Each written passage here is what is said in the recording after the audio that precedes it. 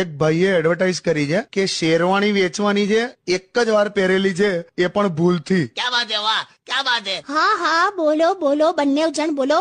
વાઈફની તો સદીઓથી વેલ્યુ જ નથી ને. હું થયું પાછું તને? કેમ તમે ખુશ ના થયા જયારે પેલા કીધું કે શેરવાણી વેચવાની છે, એક જ વાત પહેરી છે, ભૂલથી? એટલે એમાં હું ચેલી, પણ તને જોક છે, હવે હસી કાઢવાનું. હા તો તમે લોકો હસો, મને નથી આવતું હસવું. ઓકે, જેવા મેરેજ થયા એટલે બસ પત્ની બની એટલે બસ વેલ્યુ પૂરી. જો હવે તારી હવાઈ આડી છૂટી છે અત્યારે, ચિલ કાકી, યાર ખાલી જોક છે. અને તને કહી દઉં, આમ જો આવું કેમ થાય ખબર છે? લગન પહેલા તું જયારે મને મળવા આવતી હતી, તું યાદ કર, ત્યારે તું ચોકલેટ ને પેલી હું મિલ્ક ચોકલેટ ને એવું બધું લાવતી હતી મારા માટે.